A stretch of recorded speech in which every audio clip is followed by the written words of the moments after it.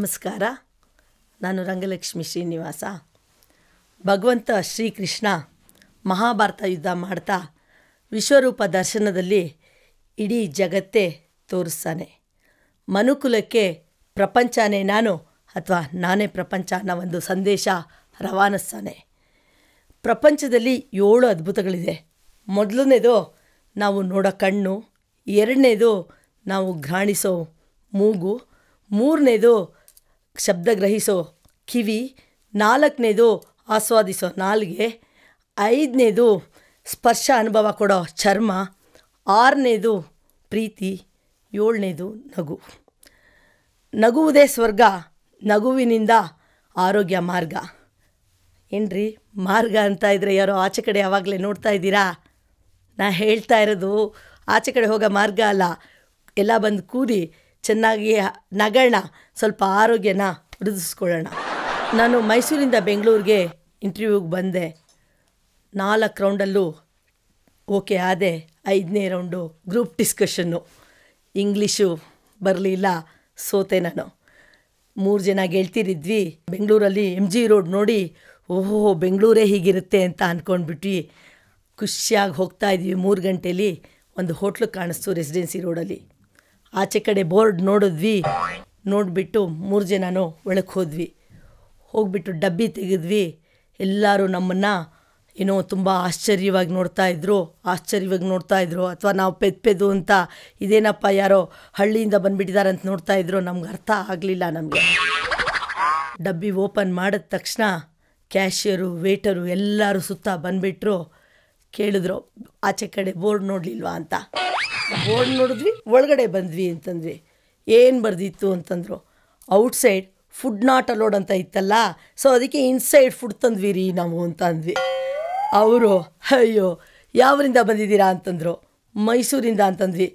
ಬೆಂಗಳೂರಿಗೆ ಬರಬೇಕಾದ್ರೆ ಇಂಗ್ಲೀಷ್ ಬರಬೇಕು, ಅದು MG ರೋಡಲ್ಲಿ ಬರಬೇಕಾದ್ರೆ ಕಂಪ್ಲೀಟ್ ಇಂಗ್ಲೀಷ್ ಬರಬೇಕು. ಹೋಗ್ರಿ ಈಗ ತಕ್ಷಣ ಮೈಸೂರಿಗೆ ಅಂತ ಅಟ್ಬಿಟ್ರು. ಮೈಸೂರಿಗೆ ಹೋದೆ.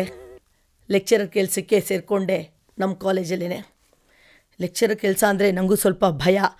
ಫಸ್ಟ್ ಡೇನೇ ನನಗೆ 3rd ಇಯರ್ ಕೊಟ್ಬಿಟ್ರು.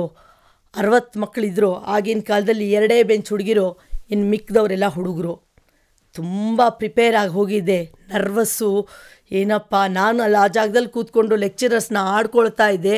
ಇವಾಗ ನಾ ಸ್ಟೇಜಲ್ಲಿ ಬಂದು ಪಾಠ ಮಾಡಬೇಕಲ್ಲ ಅಂತ ನರ್ವಸ್ಸು.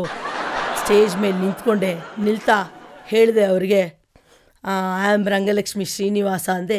ವಿ ನೋ ಮ್ಯಾಮ್ ಅಂತಂದರು. ತಿರ್ಗಾ ರಿಲ್ಯಾಕ್ಸ್ ಮಾಡ್ಕೊಳ್ಳೋಕ್ಕೆ ಬೋರ್ಡ್ ಹತ್ರ ಹೋಗಿ ಒಂದು ಡಯಾಗ್ರಾಮ್ ಹಾಕಿದೆ. ಬಂದುಬಿಟ್ಟು ಅಬ್ಸರ್ವ್ ದ ಫಿಗರ್ ಅಂತ ಅಂದೆ. ಹುಡುಗರೆಲ್ಲನೂ ಯಾ ಮ್ಯಾಮ್ ಅಂತ ಅಂದ್ಬಿಟ್ಟು ಆ 2 ಬೆಂಚ್ ಕಡೆನೇ ನೋಡೋಕ್ಕೆ ಶುರು ಮಾಡಿಬಿಟ್ರು. ಹಬ್ಬ, ನನ್ನ ಲೆಕ್ಚರರ್ ಕೆಲಸ ಹೋಯ್ತು ಅಂತ ಅಂದ್ಕೊಂಡೆ. ತಿರ್ಗಾನೂ ಬೇಡ, ಇನ್ನೊಂದ್ಸತಿ ಹೇಳೋಣ, ಅಬ್ಸರ್ವ್ ದ ಡಯಾಗ್ರಾಮ್ ಅಂತಲೇ ಹೇಳೋಣ ಅಂತ ತಿರ್ಗಾ ಬೋರ್ಡ್ ಹತ್ರ ಹೋದೆ. ತಿರ್ಗಾ ಬಂದೆ. ಬಾಯಲ್ಲಿ ಡಯಾಗ್ರಾಮ್ ಬರಲೇ ಇಲ್ಲ. ಅಬ್ಸರ್ವ್ ದ ಫಿಗರ್ ಎಗೇನ್ ಅಂತಂದೆ. ಅಯ್ಯೋ ಎಗೇನಂತೆ ನೋಡ್ರೋ ಅಂತಂದ್ರು ಹುಡುಗರು. ಅಪ್ಪ ಏನಪ್ಪ ಮಾಡೋದು ಅಂತ ಭಯ ಆಗೋಯ್ತು. ಒಬ್ಬ ಸ್ಟೂಡೆಂಟು ಬೆಂಚಿಂದ ಮಧ್ಯ ನಿಂತ್ಕೊಂಡು ಹೇಳ್ದ, ಮ್ಯಾಮ್ ಇಂಜಿನಿಯರಿಂಗ್ ಕಾಲೇಜ್ ಫಿಗರ್ಸು ನೋಡೋಕ್ಕಾಗಲ್ಲ. ಫಿಗರ್ಸ್ ನೋಡಬೇಕು ಅಂದರೆ ನಾವು ಮಹಾರಾಣೀಸ್ ಕಾಲೇಜ್ಗೆ ಹೋಗಬೇಕು, ಪಾಠ ಶುರು ಮಾಡಿ ಅಂತಂದ. ಅವತ್ತು ಪಾಠ ಶುರು ಮಾಡಿಸ್ದ. ಇಲ್ಲಿವರೆಗೂ ನಾನು ಪಾಠ ಮಾಡ್ತಾನೇ ಇದ್ದೀನಿ. ಆಮೇಲೆ 1 ವರ್ಷ ನನಗೆ ಮೈಸೂರಲ್ಲಿ ಪಾಠ ಹೇಳಿಕೊಟ್ಟು ಕಾನ್ಫಿಡೆನ್ಸ್ ಬಂತು. ಬೆಂಗಳೂರಿಗೆ ಮತ್ತೆ ಬಂದೆ. ಅಂಬೇಡ್ಕರ್ ಇನ್ಸ್ಟಿಟ್ಯೂಟ್ ಆಫ್ ಟೆಕ್ನಾಲಜಿಲಿ ಲೆಕ್ಚರರ್ ಆಗಿ ಸೇರಿಕೊಂಡೆ. ಫಸ್ಟ್ ಡೇ 3rd ಇಯರ್ ಕೊಟ್ಟರು. ಮಕ್ಳಿಗೆ ಕಾನ್ಫಿಡೆನ್ಸ್ ಬೆಳೆಸ್ಕೋಬೇಕು ಅಂತ ಅಂದ್ಬಿಟ್ಟು ಕ್ಲಾಸ್ಗೆ ಹೋದ ತಕ್ಷಣ, ಇವತ್ತು ನಿಮಗೆ ನಾನು ಪಾಠ ಮಾಡಲ್ಲ, ಬರೀ ನಿಮ್ಮ ಇಂಟ್ರಡಕ್ಷನ್ ಕ್ಲಾಸ್ ಅಂತಂದೆ. ಸ್ಟೂಡೆಂಟ್ಸ್ಗೆಲ್ಲ ತುಂಬ ಖುಷಿಯಾಗೋಯ್ತು. ಹೆಸರು ಕೇಳ್ತೀನಿ ಒಬ್ಬೊಬ್ರನ್ನಾಗಿ, ಆದರೆ ನೀವು ಬಾಯಲ್ಲಿ ಹೇಳಬಾರ್ದು, ಆ್ಯಕ್ಷನ್ ಮಾಡಿ ತೋರಿಸಿ, ನಾನು ನಿಮ್ಮ ಹೆಸರು ಹೇಳ್ತೀನಿ ಅಂತಂದೆ. ಎಸ್ ಮ್ಯಾಮ್ ಅಂತ ಎಲ್ಲರಿಗೂ ಖುಷಿಯಾಗೋಯ್ತು. ಒಬ್ಬನ ಹೇಳಿಸ್ದೆ, ಆ್ಯಕ್ಷನ್ ಮಾಡೋ ಅಂತಂದೆ. ಹೀಗೆ ಅಂತಂದ. ಆಕಾಶ್ ಅಂತಂದೆ. ಎಸ್ ಅಂತಂದ. ಖುಷಿಯಾಗೋಯ್ತು. ಈ ಕಡೆ ಇನ್ನೊಬ್ಳು ಹುಡುಗಿನ ಎಸ್ ಅಂತಂದೆ. ಅವಳು ಹೀಗೆ ತೋರಿಸಿದ್ಲು. ಸರಸ್ವತಿ ಅಂತಂದೆ. ನೋ ಅಂತಂದ್ಲು. ವಿದ್ಯಾ ಎಸ್ ಅಂತಂದ್ಲು. ತಕ್ಷಣ ನನಗೂ ಕಾನ್ಫಿಡೆನ್ಸ್ ಬಂತು. ಇನ್ನೊಬ್ಬನ ಹುಡುಗನ ಹೇಳಿಸ್ದೆ. ಅವನು ಹೀಗೆ ಮಾಡ್ದ, ತಿಂತಾ ಇದ್ದ, ದೇವ್ರಿಗೆ ಪೂಜೆ ಮಾಡ್ದ, ತಿಂತಾ ಇದ್ದ, ಪ್ರಸಾದ್ ಅಂತೆ. ನೆಕ್ಸ್ಟು ಕೊಳಲು ತೋರಿಸ್ದ, ಕೃಷ್ಣ ಪ್ರಸಾದ್ ಅಂತಂದೆ. ಎಸ್ ಅಂತಂದ. ಗೆದ್ದೆ, ಅಂಬೇಡ್ಕರ್ ಇನ್ಸ್ಟಿಟ್ಯೂಟ್ ಆಫ್ ಟೆಕ್ನಾಲಜಿಲಿ 1 ವರ್ಷ ಗ್ಯಾರಂಟಿ ಕೆಲಸ ಮಾಡ್ತೀನಿ ಅಂದ್ಕೊಂಡೆ. ಹುಡುಗಿನಿಗೆ ನೀನು ಹೇಳಮ್ಮ ಅಂತಂದೆ. ಆ ಹುಡುಗಿ, ಮ್ಯಾಮ್ ನಾನು ಬಾಯಲ್ಲಿ ಹೇಳ ಎತ್ತು ತೋರಿಸ್ಲಾ? ಏನಪ್ಪ ಇವಳು ಈ ಥರ ಕೇಳ್ತಾ ಇದ್ದಾಳೆ, ನಂದೇನಾದ್ರು ತಪ್ಪಾಗೋಯ್ತಾ ನಾನು ಕ್ವಶನ್ ಕೇಳಿದ್ದು ಅಂತ ಶಾಕಿಂದ ನೋಡ್ತಾ ಇದ್ದೀನಿ. ತಿರ್ಗಾ, ಮ್ಯಾಮ್ ಹೇಳಿ, ನಾ ಬಾಯಲ್ಲಿ ಹೇಳೋದಾ ಅಥವಾ ಎತ್ತು ತೋರಿಸೋದ ಅಂತ ನೋಡ್ತೀನಿ. ಮಿಡ್ಡಿ ಹಾಕ್ಕೊಂಡಿದ್ದಾಳೆ. ಎತ್ತು ತೋರಿಸ್ಬಿಟ್ರೆ ನನಗೆ ಫಸ್ಟ್ ಡೇನೇ ಗೇಟ್ ಪಾಸ್ ಕೊಟ್ಬಿಡ್ತಾರೆ ಅಂತ, ಬೇಡ ನೀ ಬಾಯಲ್ಲೇ ಹೇಳು ಅಂತಂದೆ. ಮ್ಯಾಮ್ ಬಾಯಲ್ಲಿ ಹೇಳಿದ್ರೆ ಆರ್ತಿ, ಎತ್ತು ತೋರಿಸಿದ್ರೆ ಹೀಗಂದ್ಲು. ಅಪ್ಪ ಬದುಕೊಂಡೆ, ಏನು ಎತ್ತು ತೋರಿಸ್ಲಿಲ್ವಲ್ಲ ಅಂತ ಅಂದ್ಬಿಟ್ಟು. ನೆಕ್ಸ್ಟು ನನಗೆ ಸೆಕೆಂಡ್ ಇಯರ್ ಕ್ಲಾಸ್ ಇತ್ತು. ಸೆಕೆಂಡ್ ಇಯರ್ ಕ್ಲಾಸಲ್ಲೂ ಸ್ಟೂಡೆಂಟ್ಸ್ ಇಂಟ್ರಡಕ್ಷನ್ ಆಯಿತು. ಒಂದು 4 ದಿನ ಆದಮೇಲೆ ಆ ಒಂದು ಕ್ಲಾಸಲ್ಲಿ ಒಂದು ಹುಡುಗಿ ದಿನಾನೂ ಹೇಳ್ತಾ ಇದ್ಲು, ನಮಸ್ಕಾರ ಮಾಡ್ತಾಯಿದ್ಲು, ಆಮೇಲೆ ಕೂತ್ಕೊಳ್ತಾ ಇದ್ಲು. ನನಗೆ ತುಂಬ ಆಶ್ಚರ್ಯ ಆಯಿತು. ಇದೇನಿದು, ಎಲ್ಲರೂ ನಿಂತ್ಕೊಂಡು ಕೂತ್ಕೊಳ್ತಾರೆ, ಇವಳೇನಿದು ದಿನ ನಮಸ್ಕಾರ ಮಾಡ್ತಾಳಲ್ಲ ಅಂತ ಅವಳನ್ನ ಕೇಳಿದೆ. ಏನಮ್ಮ ನೀ ದಿನ ಬಂದ ತಕ್ಷಣ ನಮಸ್ಕಾರ ಮಾಡ್ತೀಯಲ್ಲ ಅಂತಂದರೆ, ಅಯ್ಯೋ ಮೇಡಮ್ ನಮ್ಮಮ್ಮ ಹೇಳಿದ್ದಾರೆ ನಿದ್ದೆ ಮಾಡೋಕ್ಕೆ ಮುಂಚೆ ದೇವ್ರ ಪ್ರಾರ್ಥನೆ ಮಾಡು ಅಂತ ಅಂದ್ಬಿಟ್ಟು, ನೀವು ಬಂದ್ರಲ್ಲ ದೇವ್ರ ಪ್ರಾರ್ಥನೆ ಮಾಡ್ತಾಯಿದ್ದೀನಿ, ಪಾಠ ಶುರು ಮಾಡಿ ನಾನು ನಿದ್ದೆ ಮಾಡ್ತೀನಿ ಅಂತ. ಈ ಥರ ಇನ್ಸಿಡೆಂಟ್ಸು ತುಂಬ ಕಾಲೇಜುಗಳಲ್ಲಿ ನಡೀತಾ ಇರುತ್ತೆ. ನಾನು ಬೆಂಗಳೂರಲ್ಲಿ ರಾಜಾಜಿನಗರದ ಮೋದಿ ಹಾಸ್ಪಿಟ್ಲ್ ಹತ್ರ ಒಂದು ಪಿ ಜಿನಲ್ಲಿದ್ದೆ. ಪಿ ಜಿಯ ಆಂಟಿ, ವಾರ್ಡನ್ ಆಂಟಿ ನನಗೆ ಸ್ವಲ್ಪ ಕ್ಲೋಸು, ತುಂಬ ಬಡವರು ನಾವು. ಫೀಸು ನಾನು ತುಂಬ ಲೇಟಾಗಿ ಕೊಡ್ತಾಯಿದ್ದೆ. ಆವಾಗವಾಗ ಸ್ವಲ್ಪ ಕೆಲಸ ಮಾಡಿಕೊಡ್ತಾಯಿದ್ದೆ. ಏನಕ್ಕಂದರೆ ಎಲ್ಲರ ಎದುರಿಗೂ ನನ್ನನ್ನು ಫೀಸ್ ಕೊಟ್ಟಿಲ್ಲ ಅಂತ ಬೈದ್ಬಿಟ್ರೆ ಭಯ, ಏನು ಹೇಳಿದ್ರು ಅವ್ರು ಮಾಡ್ತಾಯಿದ್ದೆ.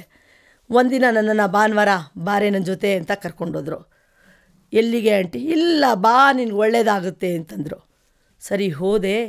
ಒಂದು ಮನೆ, ಎಲ್ಲರೂ ಭಜನೆ ಮಾಡ್ತಾಯಿದ್ದಾರೆ. ನನ್ನನ್ನು ದರ ಹೇಳ್ಕೊಂಡು ಹೊರಟೋದು. ಏನು ಆಂಟಿ ಅಂತಂದರೆ, ದೇವ್ರು ಬಂದಿದೆ ಅವಳಿಗೆ, ಗಂಗಮ್ಮ ದೇವರು ಅಂತಂದ್ಲು. ನಾನು ಮೈಸೂರಲ್ಲಿ ಚಾಮುಂಡೇಶ್ವರಿ ದೇವಸ್ಥಾನ ಬಿಟ್ಟು ಇನ್ಯಾವ ದೇವಸ್ಥಾನಕ್ಕೂ ಹೋದವಳಲ್ಲ.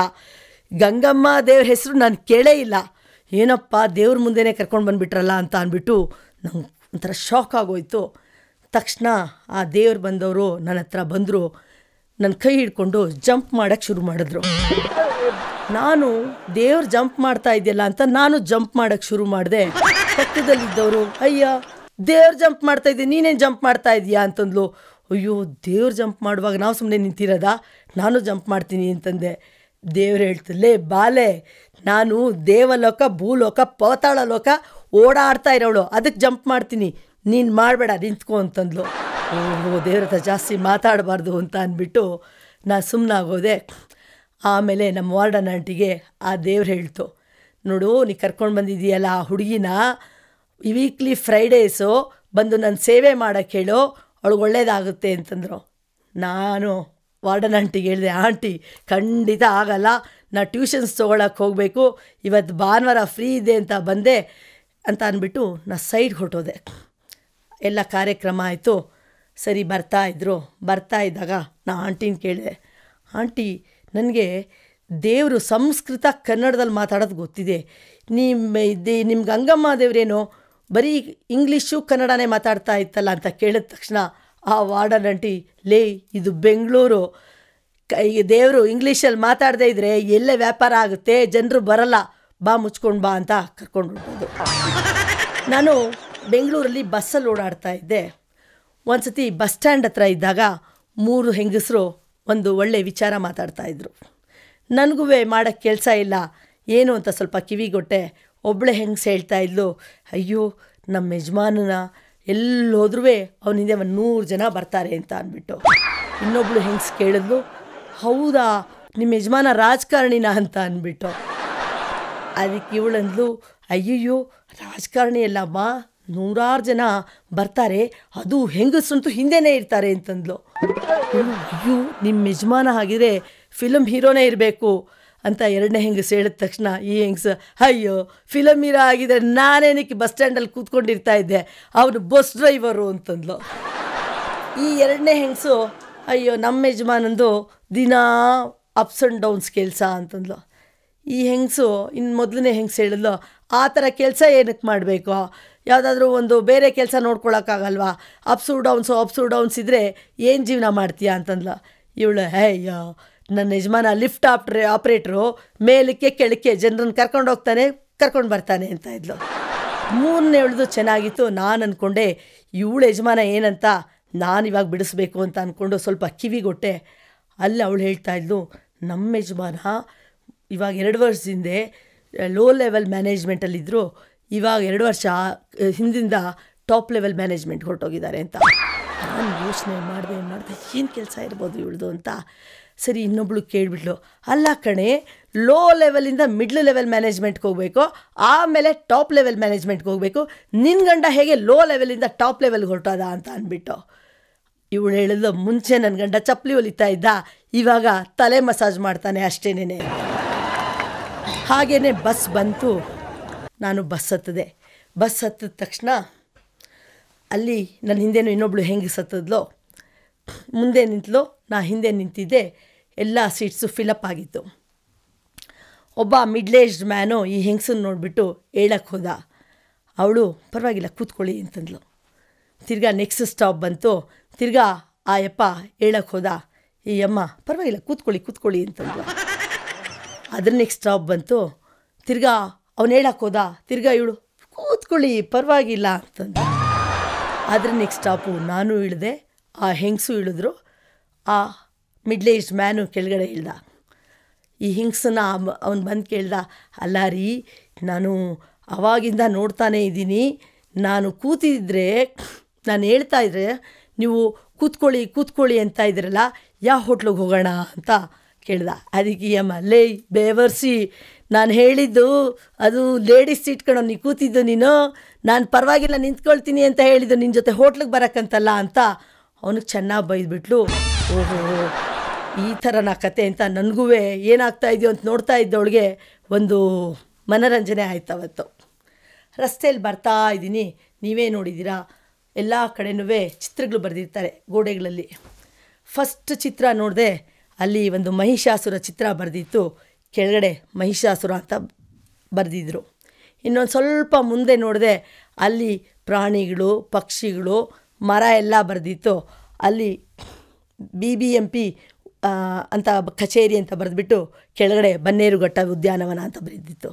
ಓಹೋ, ನಾನು ಅಂದ್ಕೊಂಡೆ BBMP ಕಚೇರಿ ಇರುತ್ತೋ ಅಥವಾ ಬನ್ನೇರುಘಟ್ಟ ಉದ್ಯಾನವನ, ಎರಡೂ ನಂಗೆ ಕನ್ಫ್ಯೂಸ್ ಆಗೋಯ್ತು.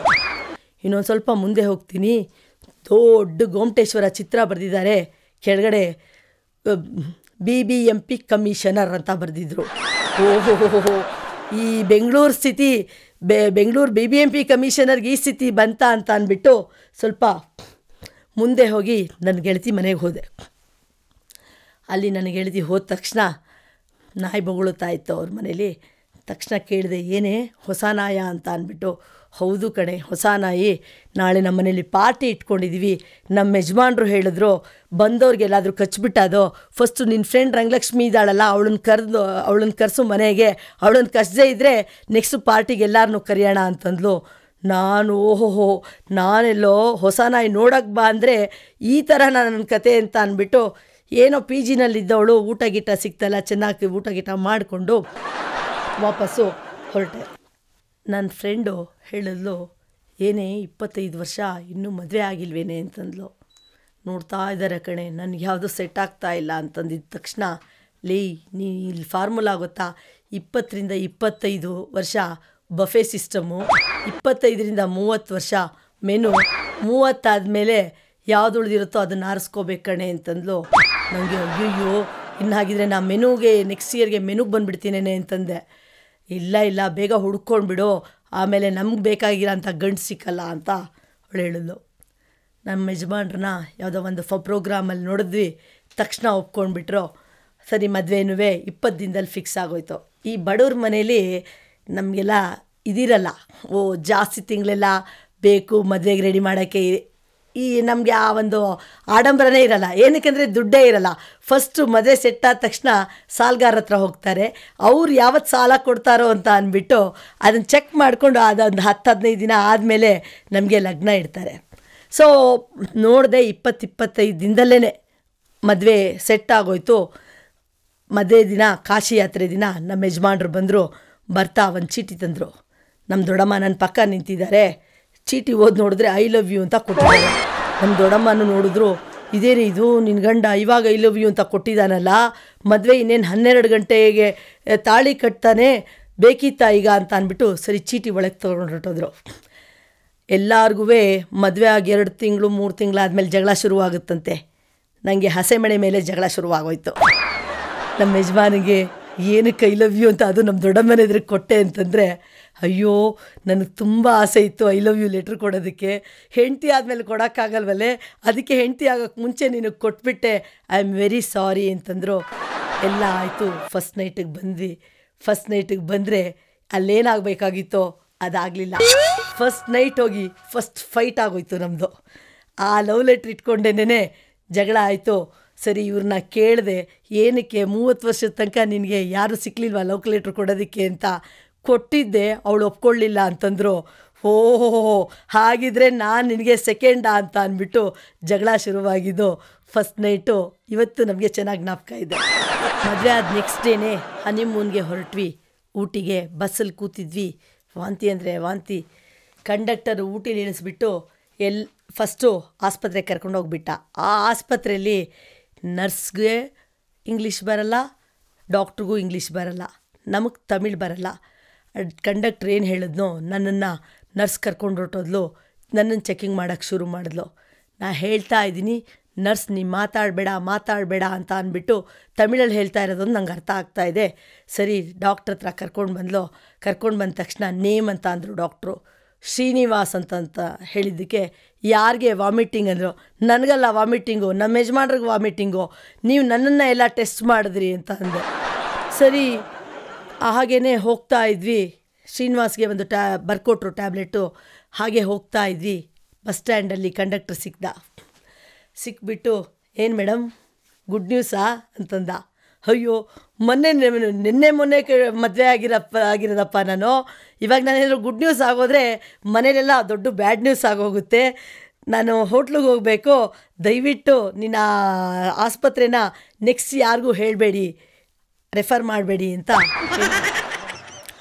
ಅಲ್ಲಿ ಹೋದ್ವಿ, ಒಂದು ಹೋಟ್ಲಿಗೆ ಹೋದ್ವಿ. ಚೆನ್ನಾಗಿರೋ ಹೋಟ್ಲು. ಫಸ್ಟ್ ಟೈಮು ಎಲ್ಲ ಗಂಡಂದರು ಹೇಗೆ ಫಸ್ಟ್ ಟೈಮ್ ಒಳ್ಳೆ ಹೋಟ್ಲಿಗೆ ಫಸ್ಟ್ ಟೈಮ್ ಒಳ್ಳೆ ಡ್ರೆಸ್ ಕೊಡಿಸ್ತಾರೋ ಹಾಗೇ ನನ್ನ ಗಂಡನೂ ಇವಾಗ ಹೋಗೋಣ ಅಂತಂದರೆ ಯಾವುದೋ ಫಾಸ್ಟ್ ಫುಡ್ಡೋ ಅಥವಾ ಇಲ್ಲೆಲ್ಲೋ ಕಾಮತ್ತೋ ಅದಕ್ಕೆ ಕರ್ಕೊಂಡು ಹೋಗ್ತಾರೆ. ಫಸ್ಟ್ ಒಳ್ಳೆ ಅಲ್ಲಿ ಪಕ್ಕದಲ್ಲಿ ಬಿಜಾಪುರದವರು ಬಂದಿದ್ದರು. ನಾನು ಹೇಳ್ತಾ ಇದ್ದೆ, ನೋಡಮ್ಮ ನಿನ್ನೆ ನಾನು ಇದು ಬಸ್ಸಲ್ಲಿದ್ದೆ, ಮೊನ್ನೆ ಜಗಳ ಆಯಿತು, 3ನೇ ದಿನ ಹೋಟ್ಲಲ್ಲಿದ್ದೀನಿ, ಏನಾಗುತ್ತೋ ಗೊತ್ತಿಲ್ಲ ಅಂತ. ಆ ಹೆಂಗ್ಸ್ ಹೇಳ್ತಾ ಇದ್ಲು, ಅಯ್ಯೋ ಈ ಬೆಂಗಳೂರು ಮಂದಿನೇ ಹೀಗ್ರಿ, ಭಯ ಅಂತಾರೆ, ಬನ್ನಿರಿ ನನ್ನ ರೂಮ್ಗೆ ಅಂತ ಕರ್ಕೊಂಡು ಹೊಟ್ಟೋದ್ಲು. ನಮ್ಮ ಯಜಮಾನ, ಅಯ್ಯೋ ನೀ ಹನಿಮೂನ್ ಬಂದಿರೋದು ನನ್ನ ಜೊತೆ ಇರೋಕ್ಕೆ, ಅವಳ ಬಿಜಾಪುರ ಅವಳ ಜೊತೆ ಏನಕ್ಕೆ ಹೋಗ್ತಾ ಇದೆಯಾ ಅಂತಂದರೆ, ನಾನು ಅಯ್ಯೋ ಇನ್ನು ತಕ್ಷಣ 3ನೇ ದಿನ ಇನ್ನೇನಾಗೋಗುತ್ತೋ ನನಗೆ ಭಯಪ್ಪ, ನಾನು ಇನ್ನೇನೋ ಎಲ್ಲರೂ 3 ತಿಂಗಳು 4 ತಿಂಗಳು ಗಂಡನ ಜೊತೆ ಇರ್ತಾರೆ ಅಂತ ಆಮೇಲೆ ಡೈವೋರ್ಸ್ ಮಾಡ್ತಾರೆ ಅಂದ್ಕೊಂಡಿದ್ದೀನಿ, ನಂದೇನೇನೋ ಬೆಂಗಳೂರಿಗೆ ಹೋದ ತಕ್ಷಣ ಡೈವೋರ್ಸ್ ಆಗೋಗುತ್ತೋ ಏನೋ, ನಿನ್ನ ಜೊತೆ ಇರಲ್ಲ ಅಂತಂದೆ. ಅಂದ್ರೂ ಪಾಪ ಹೋಟ್ಲವನೇ ನನಗೆ ಸಮಾಧಾನ ಮಾಡಿಬಿಟ್ಟು, ಇಲ್ಲ ಪರವಾಗಿಲ್ಲ ಹನಿಮೂನಲ್ಲೆಲ್ಲ ಸರಿ ಹೋಗುತ್ತೆ, ಹೋಗಮ್ಮ ಅವನ ಜೊತೆನೇ ಹೋಟ್ಲಿಗೆ ಅಂತ. ಮದುವೆ ಆದ 5 ವರ್ಷ ಮಕ್ಕಳಿರಲಿಲ್ಲ. ಎಲ್ಲರಂಗೆ ನಾನು ಇಡೀ ಇಂಡಿಯಾ ದೇವ್ರಿಗೆಲ್ಲನೂ ನಾ ಹರಕೆ ಮಾಡ್ಕೊಳ್ಳಿಲ್ಲ. ಏನಕ್ಕೆಂದರೆ ನನಗೆ ಹೋಗೋಕ್ಕಾಗಲ್ಲ ಅಂತ ಅಂದ್ಬಿಟ್ಟು ಬೆಂಗಳೂರಲ್ಲಿ ಅಥವಾ ಮೈಸೂರಲ್ಲಿರೋ 1-2-3 ದೇವ್ರಿಗೆ ಹರಕೆ ಮಾಡಿಕೊಂಡೆ. ಆದ್ರೂ ನಮ್ಮ ಯಜಮಾನ್ರ ಪ್ರಸಾದದಿಂದ ನನಗೆ ಒಬ್ಬ ಮಗ ಹುಟ್ಟಿದ. ಪ್ರೆಗ್ನೆಂಟ್ ಆದಾಗ ಬಸ್ಸಲ್ಲಿ ಹೋಗ್ತಾ ಇದ್ದೆ. ಪಾಪ ಒಬ್ಬಳು ವಯಸ್ಸಾಗಿರೋರು ಇನ್ನೊಬ್ಬ ಹುಡುಗಂಗೆ ಹೇಳಿದ್ರು, ನೋಡಪ್ಪ ಬಸ್ ಹೆಂಗ್ಸ್ ನಿಂತಿದ್ದಾಳೆ, ಜಾಗ ಬಿಟ್ಕೊಡು ಅಂತಂದ. ತಕ್ಷಣ ಆ ಹುಡುಗ ಅಂತ, ಇಲ್ಲ ಆಂಟಿ ನನಗೆ ಇಷ್ಟು ವರ್ಷದ ಮೇಲೆ ಈಗಲೇ ಸಿಕ್ಕಿರೋದು ಬೆಂಗಳೂರು ಬಸ್ಸಲ್ಲಿ ಕೂತ್ಕೊಳ್ಳೋಕ್ಕೆ, ನಾ ಬಿಟ್ಕೊಡಲ್ಲ ಅಂತಂದ. ಏನೋ ನಿಮ್ಮ ಅಕ್ಕನ ಥರ ಅಲ್ವೇನೋ, ಪಾಪ ಬಿಟ್ಕೊಡೋ ಜಾಗ ಅಂತಂದ. ಇರ್ಬೋದು ಆಂಟಿ, ಬಸ್ ಹೆಂಗಸ್ರಿಗೆಲ್ಲ ಬಿಟ್ಬಿಟ್ರೆ ಬಸ್ರು ಮಾಡೋರು ನಾವು, ನಮ್ಗೆ ಯಾರು ಕೊಡ್ತಾರೆ ಜಾಗ ಅಂತ ಕೇಳ್ದ. ಓಹೋ ಬೇಡ ಅಂತ ಅಂದ್ಬಿಟ್ಟು ಅಜ್ಜಿಗೆ ಹೇಳಿದೆ, ನನಗೆ ಪರವಾಗಿಲ್ಲ ನೆಕ್ಸ್ಟ್ ಸ್ಟಾಪಲ್ಲೇ ಇಳಿದ್ಬಿಡ್ತೀನಿ ಅಜ್ಜಿ, ಅವನಿಗೇನು ಹೇಳಬೇಡಿ ಅಂತ ಅಂದೆ. ನನ್ನ ಮಗ ಚಿಕ್ಕವನಿದ್ದಾಗ 1-2 ವರ್ಷ ನಮ್ಮ ಮಾವ ಇದ್ದಕ್ಕಿದ್ದಂಗೆ ಸಡನ್ ಡೆತ್ ಆಗೋಯ್ತು. ಅವರೇ ತರಕಾರಿ ಹಚ್ತಾಯಿದ್ರು. ಮಧ್ಯಾಹ್ನ 3 ಗಂಟೇಲಿ ಹೊರಟೋದ್ರು. 4 ಗಂಟೇಲಿ ಬಂದವ್ರಿಗೆಲ್ಲನೂ ನಮ್ಮತ್ತೆ ನೋಡಿ ಬೂದುಗುಂಬಳಕಾಯಿ ಹಚ್ಚಿದ್ದಾರೆ, ಹಚ್ಚಿಟ್ಬಿಟ್ಟು ಹೊರಟೋಗಿದ್ದಾರೆ ಅಂತ ಪ್ರತಿಯೊಬ್ರಿಗೂ ಫ್ರಿಡ್ಜಿಂದ ಬೂದುಗುಂಬಳಕಾಯಿ ಹಚ್ಚಿರೋದು ತೋರಿಸೋದು ಅಳೋದು ಮಾಡ್ತಾಯಿದ್ರು. ನೆಕ್ಸ್ಟ್ ಡೇ ನಮ್ಮ ರೋಡಲ್ಲಿ ಇನ್ನೊಬ್ಬರು ಬಿಜಾಪುರದವ್ರು ಬಂದುಬಿಟ್ಟು ನಾನು ನಮ್ಮ ಅತ್ತೆನ ಕರೆದೆ, ಅಮ್ಮ ಅವ್ರು ಬಂದಿರಲಿಲ್ಲ, ನೆನ್ನೆ ವಿಚಾರ್ಸಕ್ಕೆ ಬಂದಿದ್ದಾರೆ, ಬಂದು ಮಾತಾಡಿ ಅಂತಂದೆ. ಬಂದು ಕೂತ್ಕೊಂಡ್ರು. ಅತ್ತೆ ಅಳಕ್ಕೆ ಶುರು ಮಾಡಿದ್ರು. ಬಿಜಾಪುರದವರು, ಏನ್ರಿ ಭಾಳ ಚಿಂತೆಯಾಗಿದ್ದೀರಾ ಅಂತಂದರು. ಹೌದು ಹೌದು ಅಂತಂದರು. ನಿಮ್ಮನೇಲಿ ಆ ಬೂದುಗುಂಬಳಕಾಯಿ ಹಚ್ಚಿಟ್ಟಿದ್ರಂತಲ್ಲ, ಸಾರಿಗೆ ನಮ್ಮ ಆಕೆ ಕುಕ್ಕರ್ಗೆ ಇಟ್ಬಿಟ್ಟವಳೆ, ತರಕಾರಿ ತಗೊಂಡು ಬಾ ಅಂತ ಇದ್ದಾಳೆ. ಅದಕ್ಕೆ ನಾನು ಹೇಳಿದೆ ಬೂದುಗುಂಬಳಕಾಯಿ ಅವ್ರ ಮನೇಲಿ ಹಚ್ಚಿರೋದೇ ಐತೆ, ನಾನು ಅಲ್ಲಿಂದ ತರ್ತೀನಿ ಅಂತ ಅಂದ್ಬಿಟ್ಟು ಬಂದಿದ್ದೀನಿ, ಸ್ವಲ್ಪ ಕೊಡೋಕ್ಕಾಗ್ತದ ಬೂದುಗುಂಬಳಕಾಯಿ ಅಂತಂದರು. ಸರಿ, ಬೂದುಗುಂಬಳಕಾಯಿನ ನಾವು ಅವ್ರಿಗೆ ಅಡುಗೆ ಮಾಡೋಕ್ಕೆ ಕೊಟ್ಟು ಕಳಿಸಿದ್ವಿ. ಆಮೇಲೆ ಅಂದ್ಕೊಂಡ್ವಿ, ಓಹೋ ನಾವು ಅಂದ್ಕೊಳ್ಳೋದೇ ಒಂದು, ನಮ್ಮ ಮನೇಲಿ ಇವ್ರ ಪಾಪ ನಮ್ಮ ಮಾವನವ್ರನ್ನ ನಮ್ಮ ಅತ್ತೆ ವಿಚಾರ್ಸಕ್ಕೆ ಬಂದಿದ್ದಾರೆ, ಮಾವನವ್ರು ಹೋಗಿರೋದು ಕೇಳ್ಕೊಳ್ಳೋಕ್ಕೆ ಅಂತ ಬಂದ್ಕೊಂಡ್ರೆ ಅವರು ಬೂದುಗುಂಬಳಕಾಯಿ ತೊಗೊಳಕ್ಕೆ ಬಂದಿದ್ದು ಅಂತ ಇವಾಗಲೂ ಅದನ್ನು ನೆನೆಸ್ಕೊಂಡ್ರೆ ಮನೇಲೆಲ್ಲ ಅದು ತುಂಬ ನಗು ಬರ್ತಾ ಇರುತ್ತೆ. ನಾನು ನಮ್ಮ ಯಜಮಾನ್ರ ಜೊತೆ ಕೆಲಸ ಮಾಡ್ತಾಯಿದ್ದೆ. ಏನಕ್ಕಂದರೆ ಬೆಂಗಳೂರಲ್ಲಿ ಗಂಡನ ಸಂಪಾದನೆ ಒಂದೇ ಸಾಕಾಗಲ್ಲ, ಇಬ್ಬರು ಸಂಪಾದನೆ ಮಾಡಿದ್ರು ನಮಗೆ ಲಕ್ಸುರಿಯಾಗಿ ಬದುಕೋಕ್ಕಾಗಲ್ಲ. ಒಂದಿನ ಎಲ್ಲರೂ ಕೂತಿದ್ದಾರೆ, ನಾನು ನನ್ನ ಒಬ್ಬರು ಹೆಡ್ ಮನೆಗೆ ಹೋಗಿದ್ದೆ. ಅವರು ಇಲ್ಲಮ್ಮ ಇನ್ನೊಂದು 2 hours ಎಕ್ಸ್ಟ್ರಾ ಕೆಲಸ ಮಾಡಬೇಕು ಅಂತಂದರು. ನಾ ಹೇಳಿದೆ, ನಾಳೆ ನಮ್ಮ ಮಾವನವ್ರ ತಿಥಿ ಇದೆ, ನೀವು ಫೋನ್ ಮಾಡಿಬಿಟ್ಟು ಹೇಳಿಬಿಟ್ರೆ ನಾನು ಇರ್ಬೋದು, ಇಲ್ಲ ಅಂದರೆ ನಂಗೆ ಮನೇಲಿ ಗಲಾಟೆ ಮಾಡ್ತಾರೆ ಅಂತಂದೆ. ಸರಿ, ಫೋನ್ ಮಾಡಿದ್ರು. ನನ್ನ ಮಗ ಅಲ್ಲಿ ಫೋನ್ ಎತ್ಕೊಂಡ, ಮನೇಲೆಲ್ಲ ಜನ ತುಂಬಿದ್ದಾರೆ. ಫೋನಲ್ಲಿ ಇವರು 2 hours ರಂಗಲಕ್ಷ್ಮಿನ ಇಟ್ಕೊಳ್ತೀನಿ ಅಂತ ಹೇಳ್ತಾ ಇದ್ದಾರೆ. ನನ್ನ ಮಗ ಅಲ್ಲಿ ಜೋರಾಗಿ, ಅಪ್ಪ ಅಮ್ಮನ್ನ ಆ ಅಂಕಲ್ಲು 2 hours ಇಟ್ಕೊಳ್ತಾರಂತೆ ಅಂತ ಜೋರಾಗಿ ಕಿರಿಸ್ದ. ಅಲ್ಲಿಂದ ಫಸ್ಟ್ ಫ್ಲೋರಿಂದ ನಮ್ಮ ಯಜಮಾನ್ರು ಎಕ್ಸ್ಟ್ರಾ ಕೊಡ್ತಾರಂತ ಕೇಳು ಅಂತ ಹೇಳಿದ್ದಾರೆ. ಇವನು ಅಪ್ಪ ಕೇಳ್ತಾ ಇದ್ದಾರೆ, ನಿಮಗೆ 2 hours ಎಕ್ಸ್ಟ್ರಾ ಕೊಡ್ತಾರಂತ ಅಂತ ಕೇಳು ಅಂತ ಹೇಳ್ತಾ ಇದ್ದಾರೆ ಅಂತ ಅವರು ನಮ್ಮ ಹೆಡ್ಗೆ ನನ್ನ ಮಗ ಕೇಳ್ದ. ಡಾಕ್ಟ್ರು ನನಗೆ ಬ್ಲಡ್ ಟೆಸ್ಟ್ ಮಾಡಿಸ್ಬೇಕು ಅಂತ ಹೇಳಿದರು. ಡಯಾಗ್ನೋಸ್ಟಿಕ್ ಸೆಂಟ್ರಿಗೆ ಹೋದೆ. ಅಲ್ಲಿ ಒಬ್ಬ ಹುಡುಗ ಓ ಅಂತ ಬೆರಳಿಟ್ಕೊಂಡು ಅಳ್ತಾ ಇದ್ದ. ಇನ್ನೊಬ್ಬ ಹುಡುಗ ಅದನ್ನು ನೋಡಿಬಿಟ್ಟು ಏನಕ್ಕೂ ಅಳ್ತಾ ಇದೆಯಾ ಅಂತ ಕೇಳ್ದ. ಆ ಹುಡುಗ ಹೇಳ್ದ, ನೋಡೋ ಬ್ಲಡ್ ಟೆಸ್ಟು ಕಣೋ, ನಂದು ಟೆಸ್ಟ್ ಮಾಡುವಾಗ ಇಲ್ಲಿ ಸ್ವಲ್ಪ ಕಟ್ಟಾಗೋಯ್ತು, ರಕ್ತ ಬರ್ತಾಯಿದೆ ನೋಡು, ಬ್ಯಾಂಡೇಜ್ ಹಾಕಿದ್ದಾರೆ, ನನಗೆ ತುಂಬ ನೋವ್ತಾ ಇದೆ, ಅದಕ್ಕೆ ಅಳ್ತಿದ್ದೀನಿ ಅಂತಂದ. ಪಕ್ಕದಲ್ಲಿ ಈ ಹುಡುಗ ಅಳಕ್ಕೆ ಶುರು ಮಾಡಿಬಿಟ್ಟ. ನಾನು ನೋಡ್ತಾ ಇದ್ದೀನಿ, ಇವನಿಗೆ ಬೆರಳು ಕಟ್ಟಾಗಿದೆ, ಇವನೇನೋ ಅಳ್ತಾ ಇದ್ದಾನೆ, ಈ ಹುಡುಗ ಏನಕ್ಕೆ ಅಳ್ತಾ ಇದ್ದಾನಪ್ಪ ಅಂತ ನಾನು ಮಾತಾಡಿಸ್ಲಿಲ್ಲ, ಹತ್ಕೊಳ್ಳಿ ಅಂತ ಸುಮ್ಮನೆ ಬಿಟ್ಟಿದ್ದೆ. ಅವ್ರ ತಾಯಿ ಬಂದರು, ಲೇ ಏನೋ ರಾಜು, ನೀನೇನಕ್ಕೋ ಸುಮ್ಮನೆ ಅಳ್ತಾ ಇದೀಯಾ, ಏನಾಯಿತು ಅಂತಂದರು. ಅಮ್ಮ ನೋಡು, ಅವನು ಬ್ಲಡ್ ಟೆಸ್ಟ್ ಅಂತೆ, ಇಲ್ಲಿ ಕಟ್ ಮಾಡಿಬಿಟ್ಟಿದ್ದಾರೆ ಅಂತಂದ. ಆಗಲಿ ಬಿಡು ಅಂತಂದೆ. ಅಮ್ಮ ನಂದು ಯೂರಿನ್ ಟೆಸ್ಟ್ ಮಾಡ್ಸೋಕ್ಕೆ ಬಂದಿದ್ದೀಯಾ, ಕಟ್ಟಾಗೋಗುತ್ತೆ ಅಂತಾನೆ ಅವನು. ಸರಿ, ಹಾಗೇ ಇನ್ನೊಂದು ಸತಿ ಫಸ್ಟ್ ಟೈಮು ನಾನು ಏರೋಪ್ಲೇನಲ್ಲಿ ಹೋಗಿದ್ದು, ಭಯ ನನಗೆ. ನಮ್ಮ ಯಜಮಾನ್ರು ಹೋಗೋಗ ಹೈದ್ರಾಬಾದಿಗೆ, ಇಷ್ಟೆಲ್ಲ ಊರದೆಲ್ಲ ಕತೆ ಮಾತಾಡ್ತೀಯಾ, ನೀನು ಬಿಟ್ಟರೆ ಇಲ್ಲ ಅಂತೀಯಾ, ಏರೋಪ್ಲೇನಲ್ಲಿ ಒಬ್ಬಳೇ ಹೋಗ್ತೀಯ, ಹೇಗೆ ಹೋಗ್ತೀಯ ನೋಡೋಣ, ಹೋಗ್ಬಿಟ್ಟು ಬಾ ಅಂತ ಕಳಿಸಿದ್ರು. ಹೋಗಿ ಕೂತ್ಕೊಂಡ. ಪಕ್ಕ ಒಬ್ಳು ತಡೂತಿ ಹೆಂಗಸು ಕೂತ್ಕೊಂಡ್ಬಿಟ್ಟಿದ್ದಾಳೆ. ಬೆಲ್ಟ್ ಹಾಕ್ತಾಯಿದ್ರೆ ಓ ಅಂತ ಕಿರ್ಚಾಡ್ತಾ ಇದ್ದಾಳೆ. ಏನಕ್ಕೆ ಅಂತ ನಾನು ಕೇಳಿದ್ರೆ, ಬೆಂಗಳೂರು ರೋಡಲ್ಲಿ ಹಳ್ಳ ಕೊಳ್ಳ ಎಲ್ಲ ಇದೆ, ಆ ರೋಡಲ್ಲೇ ಆಟೋದಲ್ಲಿ ಹೋಗಬೇಕಾದ್ರೆ ನಾನು ಬೆಲ್ಟ್ ಹಾಕ್ಕೊಳ್ಳಲ್ಲ, ಏರೋಪ್ಲೇನಲ್ಲಿ ಗಾಳೀಲಿ ಹೋಗ್ತಾಯಿದ್ದೀನಿ, ಈ ಅಮ್ಮ ಬೆಲ್ಟ್ ಹಾಕ್ತಾಯಿದ್ದಾರೆ ಅಂತ ಅಂದ್ಬಿಟ್ಟು ಜೋರಾಗಿ ಕಿರ್ಚಕ್ಕೆ ಶುರು ಮಾಡಿಬಿಟ್ಲು. ನನಗೆ ಅವಳಿಗೆ ಉತ್ತರ ಹೇಳೋಕ್ಕಾಗಲಿಲ್ಲ, ಸುಮ್ಮನಾಗ್ಬಿಟ್ಟೆ. ಈ ಕಡೆ ಒಬ್ಬಳು ಫಾರಿನರ್ ಕೂತಿದ್ದಾಳೆ. ಅವಳು ನನ್ನನ್ನು do they have black room ಅಂತ ಕೇಳ್ತಾ ಇದ್ದಾಳೆ. ನನಗೆ ಬ್ಲ್ಯಾಕ್ ಬಾಕ್ಸ್ ಗೊತ್ತು, ನನ್ನ ಏನಪ್ಪ ಗ್ರಾಚಾರ, ನಾ ಏರೋಪ್ಲೇನಲ್ಲಿ ಏನೇನಿದೆ ಅಂತ ತಿಳ್ಕೊಂಡು ನಾ ಹತ್ತಬೇಕಾಗಿತ್ತಲ್ಲ, ಬಿಡ್ತಾನೇ ಇಲ್ಲ. Do they have black room ಅಂತ ಕೇಳ್ತಾ ಇದ್ದಾಳೆ. ನಂಗೆ ಗೊತ್ತಾಗ್ತಾನೇ ಇಲ್ಲ. ಸರಿ, ಇನ್ನೂ ಒಂದು ಸತಿ ಕೇಳಿದ ತಕ್ಷಣ, do your country has black room in the aeroplane ಅಂತಂದ. ಅಂತಂದ್ಲು. ನಾನು do you have the picture of the room ಅಂತ ಕೇಳಿದೆ. ಯಾ ಅಂತ ಅಂದ್ಬಿಟ್ಟು ಮೊಬೈಲ್ ತೋರಿಸಿದ್ಲು. ಅದೊಂದು ಬ್ಲ್ಯಾಕ್ ರಮ್ ಬಾಟ್ಲು. ಅಯ್ಯೋ, ಬ್ಲ್ಯಾಕ್ ರಮ್ ಬಾಟ್ಲ ಕೇಳಮ್ಮ, ಅವ್ರು ಕೊಡ್ತಾರೆ ಅಂತ ಅಂದ್ಬಿಟ್ಟು ಏರ್ ಹೋಸ್ಟಸ್ನ ಕರೆದೆ, ಇವಳಿಗೆ ಬ್ಲ್ಯಾಕ್ ರಮ್ ಬೇಕಂತೆ ನೋಡಮ್ಮ ಅಂತ. ನಮ್ಮನೇಲಿ ನಮ್ಮ ಅತ್ತೆಗೆ ಕನ್ನಡ ಬಿಟ್ಟರೆ ಬೇರೆ ಭಾಷೆ ಬರಲ್ಲ. ಪಕ್ಕದ ಮನೆಗೆ ಒಬ್ಬರು ಹಿಂದಿನವ್ರು ಬಂದುಬಿಟ್ಟು ಇವ್ರಿಗೆ ಅಪ್ಕಿ ನಾಮ್ ಕ್ಯಾ ಹೇ ಅಂತ ಕೇಳಿದ್ರು. ನಮ್ಮತ್ತೆ, ನಾವು ನಾಮದವರಲ್ಲಮ್ಮ, ನಾವು ವಿಭೂತಿನವರು ಅಂತ ಹೇಳಿದ್ರು. ತಿರ್ಗಾ ಅವರು ಅಪ್ಕಿ ನಾಮ್ ಕ್ಯಾ ಹೇ ಅಂತಂತ ಕೇಳಿದ್ರು. ಇವರು, ಅಯ್ಯೋ ನೋಡು, ನಮ್ಮ ಗೌರ್ಮೆಂಟು ಕಾಂಗ್ರೆಸ್ ಪಾರ್ಟಿ ಇದೆ, ಆ ಪಾರ್ಟಿ ಅಂತ ಈ ಅಮ್ಮ ನನ್ನ ಬಿಡ್ತಾನೆ ಇಲ್ಲ, ಯಾವಾಗಲೂ ಆಪ್ಕಿ ನಾಮ್ ಕ್ಯಾ ಹೇ ಅಂತ ಕೇಳ್ತಾನೆ ಇರ್ತಾಳೆ ಅಂತ ಇವರು ಸ್ವಲ್ಪ ಜೋರು ಮಾತಾಡಿದ್ರು. ಇನ್ನೊಂದು ದಿನ ಬಂದಿದ್ದಾಳೆ. ಬಂದುಬಿಟ್ಟು ಬುಲ್ ಟೆಂಪಲ್ಗೋ ಜಾತಿ ಹೂ ಅಂತ ಅಂದಿದ್ದಾರೆ. ನಮ್ಮ ಅತ್ತೆ, ಬುಲ್ ಟೆಂಪಲ್ಗೆ ಹೋಗೋಕ್ಕೆ ಜಾತಿ ನಿರ್ಬಂಧ ಏನೂ ಇಲ್ಲ, ಯಾವ ಜಾತಿ ಇರಬೇಕಾದ್ರೂ ಹೋಗ್ಬೋದು ಅಂತ ಹೇಳಿದ್ದಾರೆ. ನನಗೆ ಬಂದುಬಿಟ್ಟು, ನೋಡು, ಅವಳು ಬುಲ್ ಟೆಂಪಲ್ಗೆ ಹೋಗ್ತಾಳಂತೆ, ಯಾವ ಜಾತಿ ಅಂತ ಸರಿಗೆ ಹೇಳಲಿಲ್ಲ, ಹೋಗ್ತೀನಿ ನಾನು ಈ ಜಾತಿ ಅಂತ ಹೇಳಿಬಿಟ್ಟು ಹ್ಞೂ ಅಂತ ಬೇರೆ ಮಧ್ಯ ಹೇಳ್ತಾ ಇದ್ದಾಳೆ ಅಂತಂದ್ಲು. ನಾ ಅಂದೆ, ಅಮ್ಮ ಹಿಂದಿನಲ್ಲಿ ಹಾಗೇನೇ ಹ್ಞೂ ಹೇ ಅಂತೆಲ್ಲ ಹೇಳ್ತಾರೆ ಅಂತ ಸಮಾಧಾನ ಮಾಡಿದೆ. ಫಾರಿನ್ಗೆ ಹೋಗಿದ್ದರು. ಇದು ಇಂಗ್ಲೆಂಡು, ಸಿಂಗಪೂರು, ಮಲೇಷಿಯಾ ಎಲ್ಲ ಸುತ್ಕೊಂಡು ಬಂದಿದ್ದಾರೆ. ಬಂದು ಒಂದು 4 ದಿನ ರೆಸ್ಟ್ ತೊಗೊಂಡ್ರು. ನಾನು ಸ್ಕೂಲಿಂದ ಬಂದ ತಕ್ಷಣ ನನ್ನನ್ನು ಕರೆದ್ರು. ನನ್ನ ನೋಡಿದ್ರೆ ಏನು ಅನಿಸುತ್ತೆ ಅಂತಂದರು. ನಿಮ್ಮನ್ನು ನೋಡಿದ್ರೆ ಸ್ವಲ್ಪ ವೀಕ್ ಆಗಿದ್ದೀರಾ, ಪಾಪ ಊಟ ಸರಿಗಿರಲಿಲ್ವಲ್ಲ ಅಂತ ಅಂದಿದ್ದ ತಕ್ಷಣ, ಹೇಳು ನನ್ನನ್ನು ನೋಡಿದ್ರೆ ಏನು ಅನಿಸುತ್ತೆ ಅಂತಂದರು. ಏನು ಬದಲಾವಣೆ ಇಲ್ವಾ ಅಂತಂದರು. ಅಂಥ ಬದಲಾವಣೆ ಏನು ಕಾಣಿಸ್ತಾ ಇಲ್ಲ ಅಂತಂದರೆ, ಅಯ್ಯೋ ರಂಗಲಕ್ಷ್ಮಿ, ನನ್ನನ್ನೆಲ್ಲ ಫಾರಿನರು ಅಂತ ಇದ್ರಮ್ಮ ಅಲ್ಲಿ ಸಿಂಗಪೂರಲ್ಲಿ. ಇಲ್ಲಿ ಯಾರು ನೋಡಿದ್ರೂ ಅಯ್ಯೋ ಸುಭದ್ರ ಅಂತಲೇ ಅಂತ ಇದ್ದಾರಲ್ಲ, ಅಲ್ಲಿ ಹೋದರೆ ಫಾರಿನರ್ ಅಂತಾರೆ, ಇಲ್ಲಿ ಸುಭದ್ರ ಅಂತಾರಲ್ಲ ಅಂತ ಹೇಳಿದ್ರೆ ನನಗೆ ಅರ್ಥನೇ ಆಗ್ತಾ ಇಲ್ಲ ಅಂತಂದರು.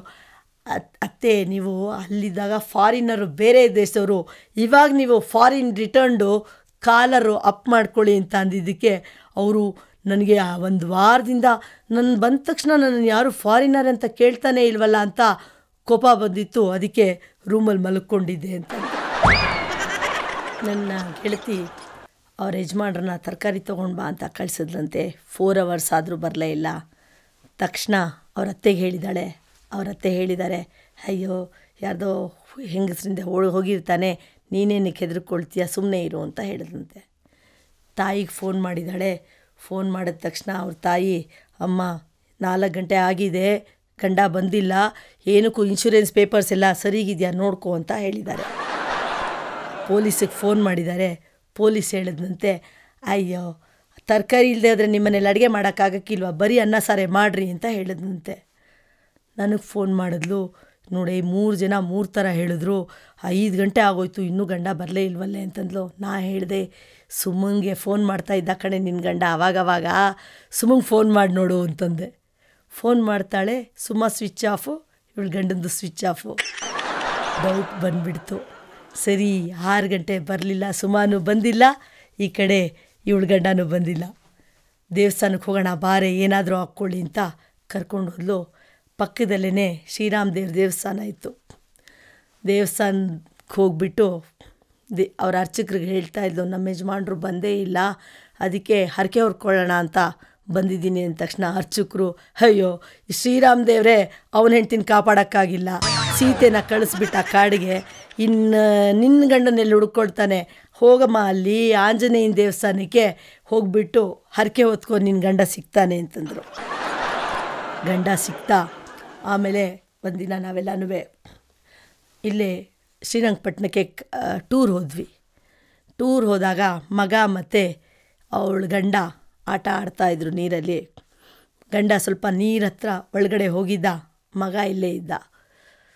ನನ್ನ ಫ್ರೆಂಡ್ ಹೇಳಿದ್ಲು ಮಗನಿಗೆ, ಲೇಯ್ ನೀನು ತುಂಬ ಒಳಗಡೆ ಹೋಗಬೇಡ ಕಣೋ, ನೀ ಬಂದುಬಿಡು, ನೀರೊಳಗಡೆ ಹೋಗಬೇಡ ಅಂತಂದ್ಲು. ತಕ್ಷಣ ಮಗ ಹೇಳ್ದ, ಅಮ್ಮ ಅಪ್ಪ ನೋಡು ಅಲ್ಲಿ ಒಳಗಡೆ ಹೋಗಿದ್ದಾರೆ, ಅಪ್ಪಂಗೆ ನೀ ಏನೂ ಹೇಳ್ತಾ ಇಲ್ಲ, ನನಗೆ ಹೇಳ್ತಾ ಇದೆಯಲ್ಲ ಅಂತ ಅವ್ನು ಕೇಳಿದ ತಕ್ಷಣ ನನ್ನ ಫ್ರೆಂಡ್, ಲೈ ನಿಮ್ಮಪ್ಪಂಗಾದರೆ ಇನ್ಶೂರೆನ್ಸ್ ಇದ್ದರೆ ಸತ್ತರೆ ನಂಗೆ 20 ಲಕ್ಷ ಬರುತ್ತೆ, ನೀ ಸತ್ತರೆ ನನಗೇನೋ ಬರುತ್ತೆ ಅಂತ ತಕ್ಷಣ ಹೇಳಿಬಿಟ್ರು. ಹೀಗೇ ನಮ್ಮನೆ ಪಕ್ಕದ ಮನೇಲಿ ಯಾವಾಗಲೂ ಜಗಳ ಆಗ್ತಾಯಿತ್ತು. ಬಾಡಿಗೆನವರು ಯಾವಾಗಲೂ ಜಗಳ ಆಗ್ತಾಯಿತ್ತು. ಆವಾಗವಾಗ ನಮಗೆ ಏನಕ್ಕೆ ಅಜ್ಜಿ ಬಂದ ತಕ್ಷಣ ಜಗಳ ಆಗುತ್ತೆ ಇವ್ರ ಮನೇಲಿ ಅಂತ ನಮಗೊಂದು ತುಂಬ ಆಶ್ಚರ್ಯ ಆಗ್ತಾಯಿತ್ತು, ಬೇಜಾರು ಆಗ್ತಾಯಿತ್ತು. ಮನೇಲಿ ನಮಗಿರೋಕ್ಕಾಗಲ್ವಲ್ಲ ಅಂತ. ಏನು ಜಗಳ ಅಂತ ಅಜ್ಜಿನ ಕೇಳಿದ್ವಿ. ಅಜ್ಜಿ ಹೇಳ್ತಾಯಿದ್ರು, ನೋಡಮ್ಮ, ನನ್ನ ಮಗ ಹೇಳ್ತಾನೆ ದೊಡ್ಡ ಮಗನಿಗೆ, ಲೈ ನೀನು 90 ತೊಗೋಬೇಡ ಕಣೋ, 30 ತೊಗೊಳ್ಳೋ ಅಂತಾನೆ. ಸೊಸೆ ಹೇಳ್ತಾಳೆ, ಲೇ ಚಿಕ್ಕ ಮಗನಿಗೆ ನೀ 30 ತೊಗೋಬೇಡ ಕಣೋ, 90 ತೊಗೊಳ್ಳೋ ಅಂತಾರೆ. ನನಗೆ ಈ 30-90 ಜಗಳ ನೋಡಿ ನೋಡಿ ನೋಡಿ ನಾನು ಅದಕ್ಕೆ ಯಾವಾಗಲೂ 2ನೇ ಮಗನ ಮನೇಲಿರ್ತೀನಿ, ಇವನ ಮನೆಗೆ ಬರೋದೇ ಇಲ್ಲ ಅಂತ ಹೇಳಿದ್ರು. ರಸ್ತೆಯಲ್ಲಿ ಹೋಗ್ತಾ ಇದ್ವಿ. ಒಂದು 55-60 ವರ್ಷದ ಗಂಡಸು ಕೆಳಗಡೆ ಬಿದ್ದೋದ್ರು. ನಾನು ನನ್ನ ಫ್ರೆಂಡು ತಕ್ಷಣ ಏಳ್ಸಕ್ಕೆ ಹೋದ್ವಿ. ಗಾಂಧಿ ಬಜಾರು ಜನ ಸೇರ್ಕೊಂಡ್ಬಿಟ್ರು. ನಾವು ಮೊಬೈಲಲ್ಲಿ ಯಾರಪ್ಪ ನಿನ್ನ ಮಗ ಅಂತ ಕೇಳಿದ್ವಿ. ಹೇಳ್ತಾ ಇದ್ದ. 4 ಜನಕ್ಕೂ ಫೋನ್ ಮಾಡಿದ್ವಿ. ತಕ್ಷಣ ಬಂದರು. ಅವನ್ನ ನಾವು ಸೈಡ್ಗೆ ಕೂರಿಸಿದ್ವಿ.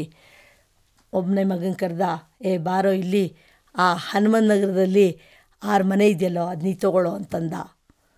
ನಮಗೆ ಪರವಾಗಿಲ್ವಲ್ಲ, ಎಷ್ಟು ಈಸಿಯಾಗಿ ಹೇಳಿಬಿಟ್ಟ ಅಂತ ಅಂದ್ಕೊಳ್ತಾ ಇದ್ವಿ. ತಿರ್ಗಾ ಇನ್ನೊಬ್ಬ ಮಗನ ಕರೆದ, ಬಾರ ಇಲ್ಲಿ ನೀನು ಶ್ರೀನಗರದ ಫುಲ್ ರೋಡ್ ನಿಂದೆ ಕಣೋ ಅಂತಂದ. ಹೆಂಡತಿ ಕೇಳ್ತಾ ಇದ್ಲು, ನನಗೆ ಯಾವುದು ಇಲ್ವಾ ಅಂತ ಅಂದ್ಬಿಟ್ಟು, ಅಯ್ಯೋ ನಿನಗೆ ಶ್ರೀನಗರ ಸರ್ಕಲ್ಲು 2 ಮನೆ ಆಯ್ತಲ್ಲ ಅದೇ ನಿಂದು ಅಂತ ಹೇಳ್ದ. ನಾನು ನನ್ನ ಫ್ರೆಂಡು, ಅಯ್ಯೋ ಪ್ರಾಪರ್ಟಿ ಇಷ್ಟು ಈಸಿಯಾಗಿ ಅವನು ಡಿವೈಡ್ ಮಾಡಿಬಿಟ್ನಲ್ಲ, ಎಷ್ಟು ಕಷ್ಟಪಡ್ತಾರೆ ಜನ ಅಂದ್ಕೊಳ್ತಾ ಇದ್ದಾಗ ಹೆಂಡತಿ ಹೇಳಿದ್ಲು, ಅಯ್ಯೋ ನನಗೆ ಅವನು ಪ್ರಾಪರ್ಟಿ ಎಲ್ಲ ಡಿವೈಡ್ ಮಾಡಿದ್ದು, ಹಾಲು ಮಾರೋ ಮನೇನ ಡಿವೈಡ್ ಮಾಡಿದ್ದು ಅಂತ ಹೇಳಿದ. ನಾನು 2 ವರ್ಷದಿಂದ ಲೇಡೀಸ್ ಕ್ಲಬ್ ಮೆಂಬರ್ ಆಗೋಕ್ಕೆ ಭಾಳ ಕಷ್ಟಪಟ್ಟೆ. ನಮ್ಮ ಯಜಮಾನ್ರು ಮೆಂಬರ್ ಫೀಸ್ ಏನೋ 5,000 ರೂಪಾಯಿ, ಅಲ್ಲಿ ಹೋದ್ಮೇಲೆ ಬೇಕಾದಷ್ಟು ಖರ್ಚಾಗುತ್ತೆ, ನೀನು ಅಲ್ಲಿ ಹೋದ್ಮೇಲೆ ಹೇಳ್ತೀಯಾ ಆ ಥರ ಚಿನ್ನ ಬೇಕು, ಈ ಥರ ಸೀರೆ ಬೇಕು, ಅವ್ರ ಮನೇಲಿ ಆ ಥರ ಸೋಫಾ ಸೆಟ್ ಇದೆ, ಆ ಥರದ್ದೇ ಬೇಕು ಅಂತ ಅಂದ್ಬಿಟ್ಟು ನೀ ಹೇಳ್ತೀಯಾ, ನಂಗೆ ಕೊಡ್ಸೋಕ್ಕಾಗಲ್ಲ, ಮನೇಲಿ ದೊಡ್ಡ ಜಗಳ ಆಗುತ್ತೆ, ಸೇರ್ಕೋಬೇಡ ಅಂತ, ಮೆಂಬರ್ ಆಗಬೇಡ ಅಂದರು. ನಾ ಗಲಾಟೆ ಮಾಡಿ ನಾ ಏನು ಕೇಳಲ್ಲ ರೀ, ನಾನು ಸುಮ್ಮನೆ ಹೋಗ್ತೀನಿ ಬರ್ತೀನಿ, ನಾನು ದಯವಿಟ್ಟು ಸೇರಿಸ್ಬಿಡ್ರಿ ಅಂತ ನಾನು ಸೇರಿಕೊಂಡೆ. ಫಸ್ಟ್ ಮೀಟಿಂಗು ನನ್ನ ಫ್ರೆಂಡ್ ಜೊತೆ ಹೋದೆ. ತುಂಬ ಜನ ಲೇಡೀಸ್ ಕೂತಿದ್ದಾರೆ. ಸೆಕ್ರೆಟ್ರಿ ನಿಂತ್ಕೊಂಡು ಮಾತಾಡ್ತಾ ಇದ್ದಾಳೆ. ಬಾಗ್ಲತ್ರ ಹೋದ ತಕ್ಷಣ ಒಬ್ಬಳು ನಿಂತ್ಕೊಂಡು ಹೇಳ್ತಾ ಇದ್ದಾಳೆ, ಮೇಡಮ್ ದಿನಕ್ಕೆ 1 ಸತಿ ನನಗೆ ಸಾಕು ಅಂತಂದ್ಲು. ನಾನು ಸುಮಾ ಇದೇನೇ ಮಾತಾಡೋದು ಇಲ್ಲಿ ಲೇಡೀಸ್ ಕ್ಲಬ್ಬಲ್ಲಿ ಅಂತಂದೆ. ಇನ್ನೊಬ್ಬಳು ಎದ್ದು ಹೇಳ್ತಾ ಇದ್ಲು, ನನಗೆ 2 ದಿನಕ್ಕೆ 1 ಸತಿ ಸಾಕು ಅಂತ. ನಾವು ವಾಪಸ್ ಹೊರಟೋಗೋಣ, ಇನ್ನು ನಮ್ಮನ್ನು ಕೇಳಿದ್ರೆ ಗ್ರಾಚಾರ, ಇಬ್ರಿಗೂ ಟೈಮ್ ಇಲ್ಲ ಅಂತಂದೆ. ಸುಮಾ ಹೇಳಿದ್ಲು, ಸುಮ್ಮನೆ ಇರು ಸ್ವಲ್ಪ ಅಂತ. ಇನ್ನೊಬ್ಳು ಹೇಳ್ತಾ ಇದ್ಲು, ದಿನಕ್ಕೆ 2-3 ಸತಿ ಸಾಕು ನನಗೆ ಅಂತಂದ್ಲು.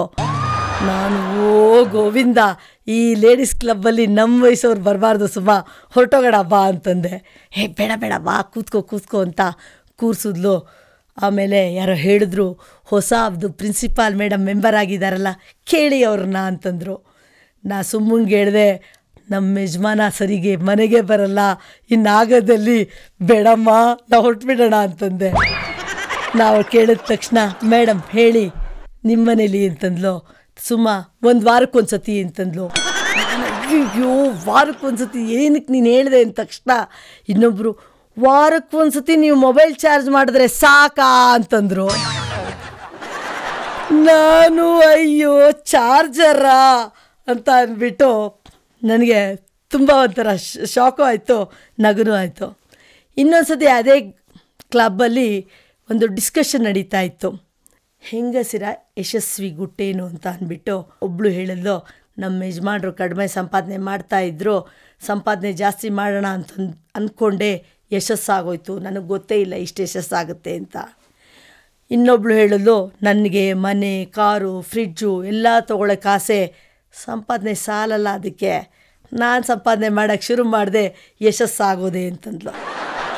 ಇನ್ನೊಬ್ಳು ಹೇಳಿದ್ಲು, ನಮ್ಮ ಯಜಮಾನಿಗೆ ತಾಕತ್ತಿಲ್ಲ, ನಮ್ಮ ಅಪ್ಪನ ಹತ್ರ ಕಾಸಿತ್ತು, ತಂದೆ, ನಾನು ಯಶಸ್ಸಾದೆ ಅಂತ. ಇನ್ನೂ ಒಬ್ಬಳು, ಅಣ್ಣ ತಮ್ಮಂದರು ಜೋರಾಗಿದ್ದಾರೆ, ಅವರಿಬ್ಬರು ನನ್ನ ಹೆಸರಲ್ಲಿ ವ್ಯವಹಾರ ನಡೆಸ್ತಾ ಇದ್ದಾರೆ, ಯಶಸ್ಸು ನನಗೆ, ದುಡ್ಡು ಅವ್ರಿಗೆ ಅಂತ ಅಂದ್ಲು. ಇನ್ನೊಂದು 4 ಜನ ಹೆಂಗಸರು, ನಮಗೆ ಯಶಸ್ಸು ಈ ಥರ ಬರಲಿಲ್ಲಮ್ಮ, ನಾವು ನಮ್ಮ ಯಜಮಾನ್ರದ್ದು ವೀಕ್ನೆಸ್ ಏನಂತ ಕಂಡುಹಿಡ್ಕೊಂಡ್ವಿ, ಆ ವೀಕ್ನೆಸ್ಗೆ ನಾವು ಅವ್ರಿಗೆ ಸ್ಟ್ರೆಂತ್ ಕೊಟ್ವಿ. ನೆಕ್ಸ್ಟು ಅವರು ನಮಗೆ ಯಶಸ್ಸಾಗೋಕ್ಕೆ ಸ್ಟ್ರೆಂತ್ ಕೊಟ್ಟಿದ್ದಾರೆ ಅಂತಂದರು. ಇನ್ನೊಂದು ಸತಿ ಕ್ಲಬ್ಬಲ್ಲಿ ಇನ್ನೊಂದು ಮ್ಯಾಟ್ರ್ ತೊಗೊಂಡ್ರು. ಗಂಡಸರು ಹೆಂಗಸ್ರಿಗೆ ಯಾವಾಗ ಹೆದರ್ಕೊಳ್ತಾರೆ. ಸೊ ನಾರ್ಮಲಾಗಿ ಎಲ್ಲರ ಮನೇಲೂ ಗಂಡಸರು ಹೆಂಗಸ್ರಿಗೆ ಹೆದರ್ಕೊಳ್ತಾರೆ. ಒಬ್ಬಳು ಹೇಳಿದ್ಲು, ರಾತ್ರಿ ಲೇಟಾಗಿ ಬಂದರೆ ಅಕಸ್ಮಾತ್ ಸ್ವಲ್ಪ ಕುಡ್ದಿದ್ರೆ ನನ್ನ ನೋಡಿ ನಮ್ಮ ಯಜಮಾನಂಗೆ ಭಾಳ ಹೆದರಿಕೆ ಅಂತಂದ್ಲು. ಇನ್ನೊಬ್ಳು ಹೇಳಿದ್ಲು, ನಮ್ಮ ತಾಯಿ ಮನೆಯಿಂದ ಫೋನ್ ಬರಬೇಕು, ಈ ಅಪ್ಪ ಹೋಗಿ ಟಾಯ್ಲೆಟಲ್ಲಿ ಕೂತ್ಕೊಂಡು ಬಿಡ್ತಾನೆ, ಅಷ್ಟೊಂದು ಹೆದರ್ಕೊಳ್ತಾನೆ ನಮ್ಮ ತಾಯಿ ಮನೆಗೆ ಕಂಡ್ರೆ ಅಂತ. ಇನ್ನೊಂದು ಹೆಂಗೆ ಹೇಳಿದ್ಲು. ಮೂರನೇ ಉತ್ತರ, ನಮ್ಮ ಅಪ್ಪ ಅಮ್ಮಂದು ವೆಡ್ಡಿಂಗ್ ಆ್ಯನಿವರ್ಸರಿ ಮರೆತು ಬಿಡ್ತಾರೆ, ನಮ್ಮ ಅಪ್ಪ ಅಮ್ಮಂದು ಡೇಟ್ ಆಫ್ ಬರ್ತು ಮರೆತು ಬಿಡ್ತಾರೆ, ಆವಾಗ ಮನೇಲಿ ಜಗಳ ಆಗುತ್ತೆ ಅಂತ ಅಂದ್ಬಿಟ್ಟು 2 ದಿನ ಟೂರ್ ಹಾಕಿಸ್ಕೊಂಡು ಹೊರಟೋಗ್ತಾರೆ, ಆವಾಗ ವಾಪಸ್ ಬರ್ತಾರಲ್ಲ ಮನೆಗೆ, ಅದು ಹೆದರಿಕೆ ನನ್ನ ಗಂಡಿಗೆ ಅಂತಂದ್ರು. ಇನ್ನೊಬ್ಳು ಹೇಳ್ತಾ ಇದ್ಲು, ನನ್ನ ಯಜಮಾನ್ರಿಗೆ ನನ್ನ ಫ್ರೆಂಡ್ಸ್ ಜೊತೆ ಮಾತಾಡ್ತಾ ಇರ್ತಾರೆ ಅಥವಾ ಅವ್ರ ಫ್ರೆಂಡ್ಸ್ ಹೆಂಡತಿ ಜೊತೆ ಮಾತಾಡ್ತಾ ಇರ್ತಾರೆ, ಅದನ್ನು ನಾನು ನೋಡ್ತೀನಲ್ಲ, ನಾನು ನೋಡ್ಬಿಟ್ನಲ್ಲ ಅಂತ ಅಂದ್ಬಿಟ್ಟು ಅವ್ರ ಮನೆಗೆ ಬರೋಕ್ಕೆ ಹೆದರ್ಕೊಳ್ತಾರೆ ಅಂತಂದು. ಇನ್ನೊಬ್ಳು ಹೇಳಿದ್ಲು, ನಮ್ಮದೆಲ್ಲ ಕಾಮನ್ನು ಅಂತಂದ್ಲು. ನಿಮ್ಮದೆಲ್ಲ ಏನು ಕಾಮನ್ ವಿಷಯ ಅಂತಂದರೆ, ವೀಕ್ ಮೊಮೆಂಟಲ್ಲಿ ನಾವುಗಳು ನಮ್ಮ ಯಜಮಾನ್ರ ಹತ್ರ ಪ್ರಾಮಿಸ್ ಮಾಡಿಸ್ಕೊಂಡು ಬಿಟ್ಟಿರ್ತೀವಿ, ಇದು ತಂದುಕೊಡ್ತೀವಿ, ಆ ಸಾಮಾನು ತಂದುಕೊಡ್ತೀನಿ ಅಂತ ಪ್ರಾಮಿಸ್ ಮಾಡಿರ್ತಾರೆ, ನಾಳೆ ಎದ್ದ ಮೇಲೆ ಅದು ಮರ್ತೋಗುತ್ತೆ ಅವ್ರಿಗೆ, ಅದಕ್ಕೆ ಆವಾಗ ಹೇಳೋಕ್ಕೆ ಹೆದರ್ಕೊಂಡು ಬಿಡ್ತಾರೆ, ಸ್ನಾನ ಮಾಡದೆ ಆಫೀಸ್ಗೆ ಹೊರಟೋಗ್ತಾರೆ ಅಂತ. ಹೀಗೆ ಒಂದು ಸತಿ ಗಾಂಧಿ ಬಜಾರು, ನನ್ನ ಪ್ರಪಂಚ ಇರೋದೇ ಇಷ್ಟೇ, ಗಾಂಧಿ ಬಜಾರು, ಹನುಮಾನ್ ನಗರ, ಇಷ್ಟೇ ಒಂದು 5 ಕಿಲೋಮೀಟರ್ಸ್ ರೇಂಜು. ಗಾಂಧಿ ಬಜಾರಲ್ಲಿ ರೋಡ್ ಕ್ರಾಸ್ ಮಾಡಬೇಕಾಗಿತ್ತು. ಲೇಡೀಸ್ ಹೌಸ್ ಹತ್ರ ತುಂಬ ರಶ್ ಇರುತ್ತೆ. ಸರಿ, ನಮ್ಮ ಯಜಮಾನ್ರ ಕೈ ಹಿಡ್ಕೊಂಡು ಕ್ರಾಸ್ ಮಾಡೋಕ್ಕೆ ರೆಡಿಯಾಗಿ ನಿಂತಿದ್ದೆ. ಬಸ್ ಬರ್ತಾ ಇದೆ, ನಮ್ಮ ಯಜಮಾನ್ರು ಹಿಂದೆ ಹೊರಟೋಗಿದ್ದಾರೆ, ನನಗೆ ಗೊತ್ತಾಗಿಲ್ಲ. ಪಕ್ಕದ ಇನ್ನೊಬ್ಬ ಯಾರೋ ಗಂಡಸಿದ್ರು, ಅವ್ರ ಕೈ ಹಿಡ್ಕೊಂಡು ಕ್ರಾಸ್ ಮಾಡಿಬಿಟ್ಟೆ. ಬೊಕ್ಕ ತಲೆ ಗೊತ್ತಾಗಲ್ಲ, ತಲೆಗಳು ನೋಡ್ತೀವಿ ನಾವು, ಅವ್ರ ಮುಖ ನೋಡಲ್ಲ, ಯಾರ್ದೋ ಅಂತ ಅಂದ್ಬಿಟ್ಟು ನಮ್ಮ ಯಜಮಾನ ಅಂತ ಅಂದ್ಬಿಟ್ಟು ರೋಡ್ ಕ್ರಾಸ್ ಮಾಡಿಬಿಟ್ಟೆ. ಕ್ರಾಸ್ ಮಾಡಿದ ತಕ್ಷಣ ಅವನ ಹೆಂಡತಿ ಅಲ್ಲಿ ನಿಂತಿದ್ದಾಳೆ. ಫೇರ್ ಬೈಯಕ್ಕೆ ಶುರು ಮಾಡಿದ್ಲು, ಏನ್ರಿ ಎಷ್ಟು ದಿನದಿಂದ ಈ ಅಮ್ಮನ ಜೊತೆ ಓಡಾಡ್ತಾ ಇದ್ದೀರಾ, ನನ್ನ ಎದುರಿಗೇನೆ ನೀವು ಇವಳು ಕೈ ಹಿಡ್ಕೊಂಡು ಬರ್ತೀರಲ್ಲ, ನಾನಿಲ್ಲದೆ ಇದ್ದಾಗ ಎಲ್ಲೆಲ್ಲಿ ಓಡಾಡಿರ್ಬೋದು ಅಂತ ಜೋರಾಗಿ ಬೈಯಕ್ಕೆ ಶುರು ಮಾಡಿದ್ಲು. ಅಷ್ಟೊತ್ತಿಗೆ ಹಿಂದೆ ನಮ್ಮ ಯಜಮಾನ್ರು ನನ್ನ ಮಗ ಓಡಿ ಬಂದರು. ನಮ್ಮ ಯಜಮಾನ್ರು ಹೇಳಿದ್ರು, ಅಯ್ಯೋ ನನ್ನ ಹೆಂಡ್ತಿಗೆ 1000 ಸತಿ ಹೇಳ್ತೀನಿ, ತಲೆ ನೋಡಬೇಡ ಮುಖ ನೋಡು, ತಲೆ ನೋಡಬೇಡ ಮುಖ ನೋಡು ಅಂತ, ಯಾರ್ದೋ ತಲೆ ನೋಡಿಬಿಡ್ತಾಳೆ ನಾನು ಅಂದ್ಕೊಂಡು ಅವ್ರನ್ನ ಮಾತಾಡ್ಸೋದು, ಈ ಥರ ಈ ಸತಿ ಕೈ ಹಿಡ್ಕೊಂಡು ಬಂದುಬಿಟ್ಟಿದ್ದಾಳೆ, ಸಾರಿ ಅಂತ ಕೇಳ್ತಾ ಇದ್ದಾರೆ. ಆ ಅಮ್ಮ ಜೋರು ಜಗಳ ಮಾಡ್ತಾಯಿದ್ದಾರೆ. ತಕ್ಷಣ ಜನ ಸೇರಿಬಿಟ್ರು, ಇಡೀ ಅಲ್ಲಿ ಒಂದು 10 ಅಂಗಡಿನವರೆಲ್ಲ ಬಂದುಬಿಟ್ರು. ಪೊಲೀಸು ಬಂದರು. ಪೊಲೀಸ್ ಬಂದು ಏನಾಯಿತು ಅಂತ ಕೇಳಿದ್ರು. ನಾ ಹೇಳಿದೆ, ಗೊತ್ತಾಗಲಿಲ್ಲ, ನಮ್ಮ ಯಜಮಾನ್ರ ತಲೆ ನೋಡಿಕೊಂಡು ಈ ಅಪ್ಪನ ತಲೆನೂ ಹಾಗೆ ಇತ್ತು, ಅವನ ಕೈ ಹಿಡ್ಕೊಂಡು ರೋಡ್ ಕ್ರಾಸ್ ಮಾಡಿಬಿಟ್ಟೆ, ತಪ್ಪಾಗೋಯ್ತು ಸರ್, ಇವರು ಅದಕ್ಕೆ ಅಷ್ಟೊಂದು ದೊಡ್ಡ ರಂಪ ಮಾಡ್ತಾಯಿದ್ದಾರೆ ಅಂತ ಹೇಳಿದ ತಕ್ಷಣ ಪೊಲೀಸ್ ಹೇಳಿದ್ರು, ಬಾಮ್ಮ ಇಲ್ಲಿ ಅಂತಂದರು. ತಕ್ಷಣ ನಮ್ಮ ಯಜಮಾನ್ರನ್ನು ಬಾಪ್ಪ ಇಲ್ಲಿ ಅಂತ ಕರೆದ್ರು. ನೀವಾಗೇನೋ ಅವಳು ನಿನ್ನ ಗಂಡನ ಕೈ ಹಿಡ್ಕೊಂಡು ಹೋದ್ಲಲ್ವ, ಇವಾಗ ನೀವಿಬ್ಬರು ಕೈ ಹಿಡ್ಕೊಂಡೋಗಿ ರೋಡ್ ಕ್ರಾಸ್ ಮಾಡಿಬಿಡಿ, ಆವಾಗ ಇಬ್ರಿಗೂ ಚುಕ್ತ ಆಗೋಗುತ್ತೆ ಅಂತಂದರು. ತಕ್ಷಣ ಆ ಹೆಂಗಸು ಹೇಳಿದ್ಲ, ಹೇಯ್ಯ ನೋಡೋಕ್ಕೆ ಈ ಥರ ಮುಖ ಇದೆ, ಈ ಮುಖದ್ದು ಕೈ ಯಾರು ಹಿಡ್ಕೊಂಡು ಹೋಗ್ತಾರೆ, ನನ್ನ ಗಂಡನೇ ಪರವಾಗಿಲ್ಲ ಅಂತ ಓಡಿದ್ಲು. ಅಲ್ಲಿದ್ದವರೆಲ್ಲ ಓಹೋ ಪೊಲೀಸು ಒಳ್ಳೆ ಜಡ್ಜ್ಮೆಂಟ್ ಕೊಟ್ಟರು ಅಂತ ಅಂದ್ಬಿಟ್ಟು ಖುಷಿಯಾಗಿ ಚಪ್ಪಾಳೆ ತಟ್ಟಿದ್ರು. ಊರಿಂದ ಬಂದರು ನಮ್ಮ ಯಜಮಾನ್ರು, ಡೈರೆಕ್ಟ್ ರೂಮಿಗೆ ಬಂದುಬಿಟ್ರು. ಬಂದ ತಕ್ಷಣ ಪಾಕೆಟಲ್ಲಿದ್ದಿದ್ದು ದುಡ್ಡು ತೆಗೆದು ಸೈಡ್ಗಿಟ್ಟೆ, ಶರ್ಟು ಬಿಸಾಕ್ದೆ, ಬನೀನು ಬಿಸಾಕ್ದೆ. ಕೆಳಗಡೆ ನಮ್ಮತ್ತೆ ಶ್ರೀನಿವಾಸ ಕಾಫಿ ಕುಡಿಯೋಕ್ಕೆ ಬಾರೋ ಅಂತ ಇದ್ರು.